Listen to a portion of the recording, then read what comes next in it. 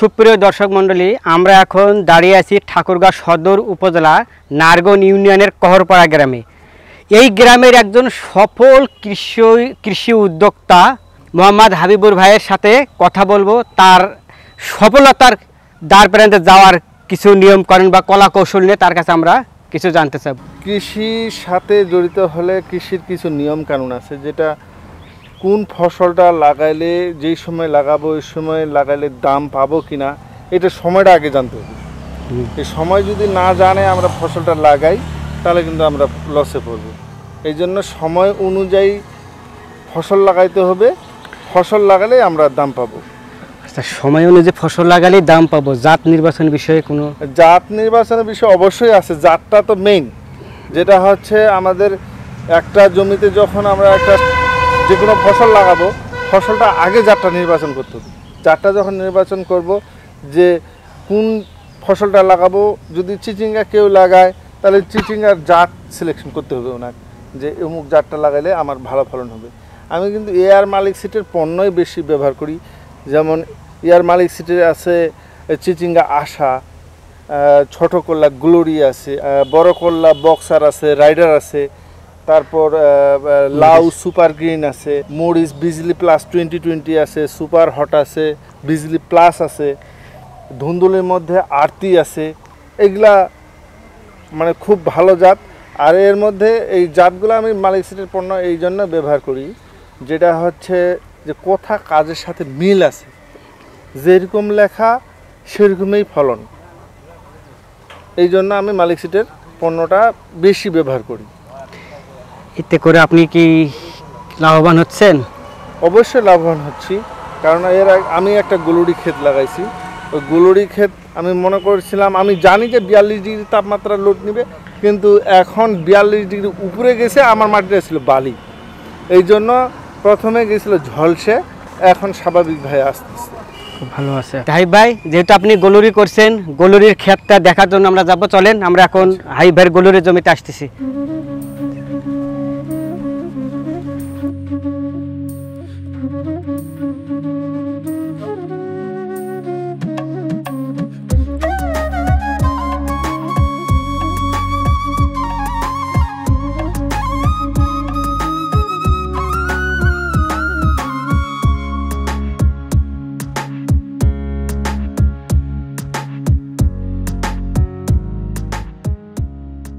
হাবিব ভাই, আমরা তো আপনার গলুরির জমিতে আসলাম।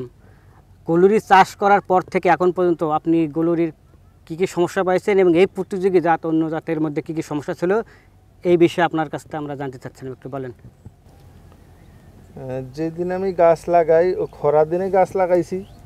এখন গাছ লাগাইছি খরার দিনে, সেচ দিই, তাপমাত্রা বেশি, আবার সেচ দিই, 3 দিন পর পর সেচ দিতে দিতে গাছ চলে আসলো ধরেন যে 2 ফিটের মতো হয়ে আমি মাচা দিয়ে দিলাম। মাচা দেওয়ার পর আবার সেচ দিলাম, সার দিলাম, একটু বাড়লো, বাড়ে 2 দিন পর আসে দেখি গাছ আমার সব ঝলসে গেছে। ঝলসার পর আমি আর আসি না। পরে আমার পাশের ক্ষেতের কৃষক যারা আছে ওনারা বলে যে তোর ক্ষেত ভালো হচ্ছে, একটু দেখতে আয়। দেখতে এসছি, দেখি যে না, ভালো হয়েছে। তখন একদিন সার দিলাম, বৃষ্টি আরম্ভ হয়ে গেল। গাছের বয়স দেখে এই গাছ কিন্তু কেউ চিনতে পারবে না যে এটা গাছের বয়স এতদিন। গাছের বয়স প্রায় 90 দিনের কাছাকাছি। এ পর্যন্ত আমি 3 বার হারভেস্টিং করছি, না ভালোই রেজাল্ট। এখন গাছের যে কোয়ালিটিগুলো আছে, গাছের পাতা, ফলন, সব কিছু সুন্দরই আছে। আচ্ছা, এই কলা ঝলসালো কেন এবং আরও অন্য অন্য ছোটো জাতের যা আছে কলা, এগুলা কী কী সমস্যা ছিল, এটা ঝলসাইছে কি না, একটু আপনার কাছে জানতে চাচ্ছিলাম। হ্যাঁ, এটা আসলে ছোট জাতের আর অন্যান্য কোম্পানিরও লাগাইছে আরেক সাইডে, ওটারও ওই একই অবস্থায় ছিল, এবং যেটা বড় কলা ওটাও একই অবস্থা ছিল। কিন্তু যা অন্য কোম্পানিরগুলা আর টিকেই নাই, ওরা আর বাড়েনি, কিন্তু গ্লোরি এটা বাড়ছে। মানে এখন অন্য জাতের করলা একই সঙ্গে লাগানোর পরে ওটা নাই, ঝলসার পরে নষ্ট হয়ে গেছে। তো এখন কি মনে হচ্ছে আপনার?